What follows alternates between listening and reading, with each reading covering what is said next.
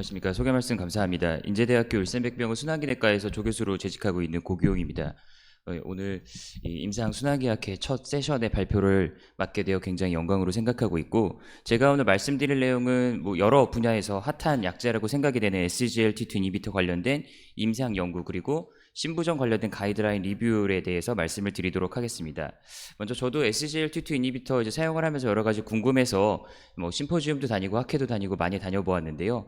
다른 과 선생님들이 하시는 이야기로 잠깐 시작을 해보겠습니다. 먼저 내분비내과 선생님들 관련돼서 좌장 선생님께서 SGLT2 이니비터 강의를 부탁드립니다라고 하셨더니, 네, 이 선생님이 딱 한마디로 요약을 할 수 있다라고 하시면서 내분비내과 약인 줄 알았는데 다른 과에서 더 많이 사용하기 시작하더니 이제는 우리 과 약이 아닌 것 같습니다라고 이야기를 하셨습니다. 굉장히 크게 와닿는 이야기였는데요.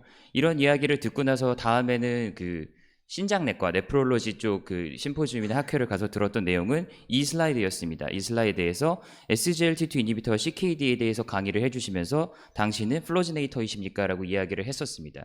그래서 이 내용을 시작으로 카디올로지스트적으로는 과연 SGLT2 이니비터는 어떠한 그런 존재이고 어떠한 자리를 매김하고 있는가에 대해서 말씀을 드리도록 하겠습니다. 먼저 SGLT2 이니비터 하면은 여태까지 말씀드렸던 내용 외에 심장내과에서는 신부전 약제로 많이 알고 계실 겁니다. LV 이젝션 프랙션은 하트 페일리어로 나누는 그런 클래시피케이션의 컷오프로 많이 사용이 되고 있었는데 학회들마다 조금씩 차이가 있다가 이제 2021년도, 2022년도부터는 컷오프가 통일이 되었습니다. 그래서 하프페프는 50%가 넘는 경우, 하프레프는 40%가 안 되는 경우, 그 사이는 마일들리 리듀스드라고 정의를 하게 되었습니다. 흔히 저도 처음에는 그러면은 이젝션 프랙션이 떨어진 사람들이 제일 위험한 게 아닌가라고 생각을 했었는데, 미국의 그런 레지스트리 사용해서 5년 동안 데이터를 모아서 결과를 보았더니 이 그래프를 보시면은 세 가지 그런 클래시피케이션으로 나눈 하트 페일리어가 아웃컴이 비슷하게 진행이 됩니다. 그래서 저는 처음에 그래프가 두 개만 있는 게 아닌가 했더니 확대를 해서 보니까 세 가지 모두 다 있었고, 결국에는 생각했을 때 하프페프는 이젝션 프랙션이 프리저브도 돼 있으니까 괜찮지 않을까라는 생각도 저는 처음 했었는데, 장기적으로 봤을 때 아웃컴은 결코 그렇지 않다라는 것은 한번 기억해 두고 넘어가면 좋을 것 같습니다. 그래서 이전 가이드라인부터 말씀을 드리겠습니다. 2016년 그리고 2017년도 미국과 유럽 가이드라인에서는 하프레프의 경우에 AC 이니비터나 베타블로커와 같은 약제를 사용하고 그 다음에 다른 약제들을 추가하는 것을 이야기를 하고 있었습니다. 이때까지만 하더라도 엔트레스토라고 하는 RNA도 없고 SGLT2 이니비터도 당연히 보이지가 않았습니다. 그리고 MRF나 아니면 하프페프에 같은 경우에는 더 마음이 아픈 가이드라인이었습니다. 다른 약들이 다 스터디들이 페일을 했기 때문에 카디오베스쿨러 코모비디티를 치료를 해라. 그리고 증상이 있으면 다이어레틱스를 사용해라. 그리고 혈압을 조절해 볼 수 있겠다. 코로나리 리바스큘러리제이션을 고려해 볼 수 있겠다. 이 정도밖에 없었습니다. 그래서 저는 학생 때 하프레프 외에는 치료약이 없는 신부전의 그런 하나의 카테고리가 아닌가라고 배웠었는데, 이러한 생각들이 점점 변하게 되었습니다. SGLT2 이니비터라는 약제가 나오고 여러 연구가 시작이 되었고, 그 다음에 2019년에 다파 하트페일리어, 그리고 2020년에 엠퍼러 리듀스드가 발표가 되면서 이제 SGLT2 이니비터라는 약제들에 대해서 모두 다 아시게 되었을 거고요. 우리나라에서 이제 사용할 수 있었던 SGLT2 이니비터를 정리해 보았는데, 이 중에서 세 가지 약제는 제가 기사를 찾아보니까 회사에서 철수를 결정을 하였다고 들어서 나머지 약제들을 사용을 할 수 있겠지만, 아직 대웅에서 나온 에나보글로플로진 같은 경우에는 당뇨에 대해서만 인디케이션을 받았기 때문에 심장내과적인 영역에서 사용을 할 수 있는 SGLT2 이니비터는 엠파글로플리진, 다파글로플리진 두 개가 있을 것입니다. SGLT2 이니비터는 다음과 같이 이제 키드니에서 글루코즈와 워터의 리업소션을 담당을 하는데, 다음과 같이 리셉터가 1과 2가 있습니다. 근데 2가 90% 이상의 리업소션을 담당을 하고 있고, 이 SGLT2를 블록을 함으로 인해서 글루코즈 유리아 그리고 워터의 배출을 통해서 이 당뇨도 조절하고 그 다음에 수분 저류도 조절을 하는 기전이라고 생각을 해주시면 될 것 같습니다. 다음과 같은 약제이고, 그렇다면은 이런 약제들이 굉장히 좋다라는 것을 알게 되었는데, 이런 신부전 관련돼서 스터디가 나오게 된 것은 아마 이 로시글리타존 그런 때문에 어떻게 보면 나비 효과가 아닌가라고 생각이 되는데 결국에는 당뇨약제를 조절을 하는 게 심장 그리고 뇌혈관 질환의 아웃컴을 개선을 시키기 위해서인데 당뇨약을 복용을 했더니 카디오 세레블라 리스크의 증가가 생긴다면 오히려 말이 안 되겠죠. 하지만 로시글리타존 아반디아라고 알려진 약이 굉장히 부작용 때문에 결국에는 퇴출이 되었었는데요.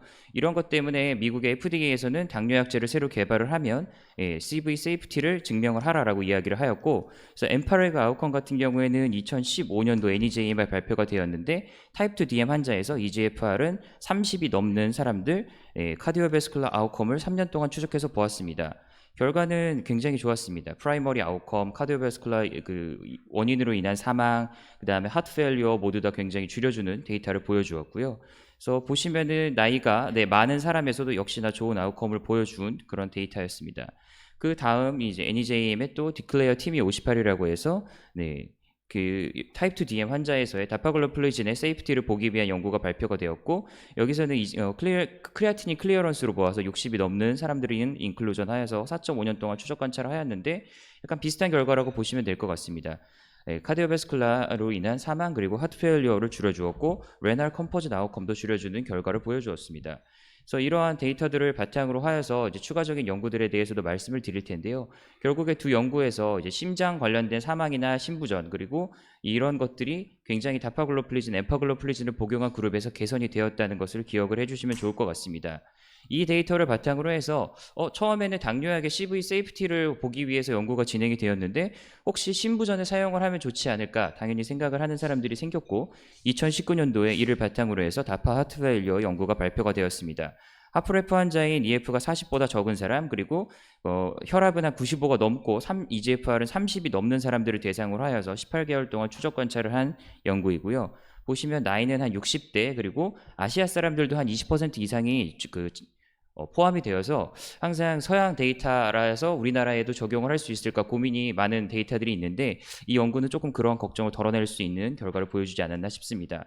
그리고 이젝션 프랙션은 한 30% 정도 그리고 EGFR 한 60 정도 그러니까 흔히 우리가 하프레프 환자 임상에서 많이 만날 수 있는 그런 환자분들이 인롤이 되었고요. 보시면 데이터는 굉장히 좋습니다. 프라이머리 아웃컴, 하트 페일리어, 카디오베스쿨라 데스, 올코우즈 데스 모두 줄여주는 결과를 보여주었습니다. 이후에 2020년 이제 엠파글로플리진 관련된 엠페로 리듀스드 연구가 발표가 되었습니다. 역시나 하프, 레프, LV 이젝션 프랙션이 40%가 안 되는 환자 그리고 EGFR은 20이 넘는 환자들을 대상으로 하여서 인롤이 된 스터디이고요.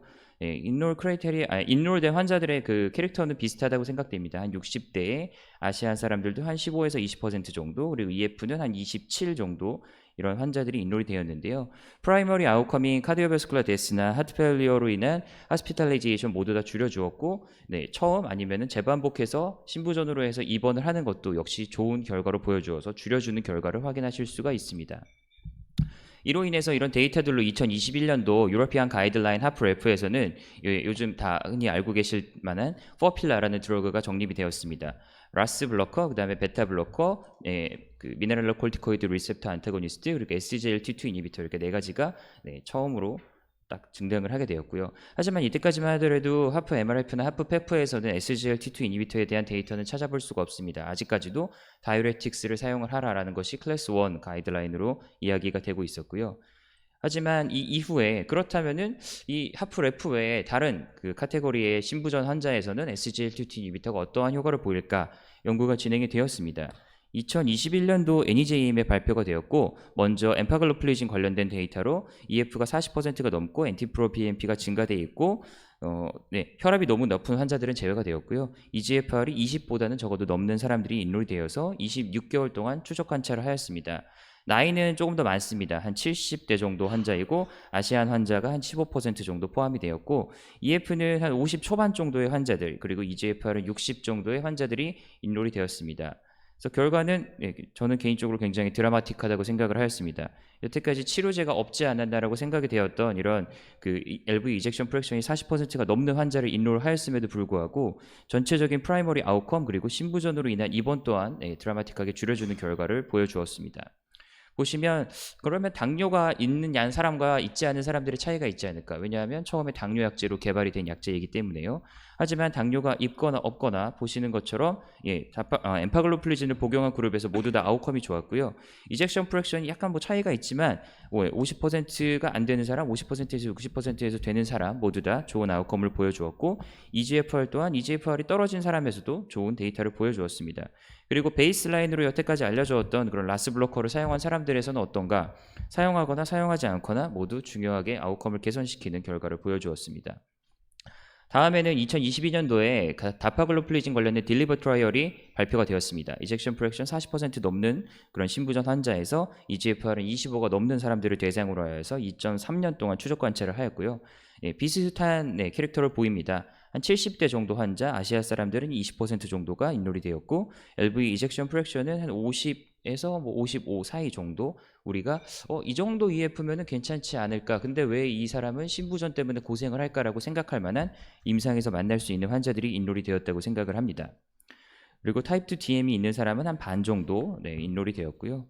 데이터를 보시면 앞서 엠파와 비슷한 데이터일 수도 있겠는데, 프라이머리 아웃컴 그리고 하트 페일리어 월스닝으로 인해서 여러 가지 이벤트들이 발생하는 것들을 다파글로플리진을 복용한 사람에서 더 훨씬 줄여주는 결과를 보여주었습니다. 그리고 서브그룹 아날리시스를 보면 혹시 나이가 많거나 적거나 SGLT2 이니비터로 인한 신부전의 치료에 변화가 있지 않을까라고 궁금해 하실 수도 있겠는데, 72세를 기준으로 해서 나이가 많으시거나 적으시거나 모두 다 다파글로플리진을 복용한 그룹에서 유의한 아웃컴 개선을 보여주었고, 이젝션 프랙션이 60%대 50%대 모두 다 좋은 결과를 보여주었습니다. 그리고 엠파글로플로진과 비슷한 데이터일 수도 있겠는데, 역시 당뇨가 있는 환자, 없는 환자 모두 유의하게 신부전의 아웃컴 개선을 보이는 결과를 확인을 하실 수가 있습니다. 그래서 이런 데이터를 통해서 결국 2022년도 그 미국 가이드라인에서 하프F 같은 경우에는 아까 유럽과 비슷하게 포필라 드러그가 이야기를 하고 있고, 여기에 SGLT2 이니비터가 클래스 1 레코멘데이션으로 들어가 있는 것을 확인을 하실 수가 있습니다. 이후에 미국에서는 하프 MRF와 하프 페프에서도 SGLT2 이니비터를 클래스 2A로 공고를 하고 있고요. 다음에 보시면 2023년도에는 이제 유럽에서는 가이드라인을 좀 이전에 발표를 했기 때문에 한 2년 정도 지나서 새로 가이드라인을 발표를 하기는 아마 어려움이 있지 않았을까라고 생각을 하고, 그래서 포커스드 업데이트 가이드라인을 발표를 하게 되었습니다. 그래서 하프 MRF하고 하프 페프에서 이제 그 다이어레틱스밖에 쓸 수 없으면서 결국엔 혈압 조절, 그다음 코로나리 리바스클라이제이션 외에 다른 것들을 고민할 수밖에 없었던 이런 상황에서 굉장히 좋은 강력한 무기라고 생각되는 다파글로플리진, 엠파글로플리진을 사용하는 것을 클래스 1 레코멘데이션으로 들어가 있는 것을 확인을 하실 수가 있습니다. 그래서 그러면은 왜 이렇게 SGLT2 이니비터가 카디오베스쿨라 아웃컴을 개선을 하는데 전체적인 하트 페일리어 그 엔티티에서 효과가 있는가에 대해서 여러 가지 이야기들이 있는데요. 이런 타입 2 DM 환자에다가 하트 페일리어가 있고 하는 사람들은 미토콘드리아에서 ATP의 그런 에너지 이용이 떨어져 있는데, SGLT2 이니비터는 이를 차단을 시키면서 카디오마이오사이트에서 있는 미토콘드리아에서 ATP 관련된 역할을 좀 더 개선시키는 것이 아니냐라는 이야기가 있고, 약간 스타틴하고 비슷한 내용일 수도 있지만 플레오트로픽 이펙트로 인해서 SGLT2 이니비터를 사용하니까 나트리우레시스, 다이우레시스가 생기고 글루코스 유리아 등이 생기면서 혈압도 떨어지고 볼륨도 떨어지고 그 체중도 감소되는 것을 처방하신 선생님들을 경험하실 수가 있을 텐데요. 이런 여러 가지 복합적인 작용으로 인해서 헤모다이나믹 메타볼릭 이펙트의 이점으로 인해서 신부전의 개선을 보이는 것이 아니냐라는 이야기들이 있습니다.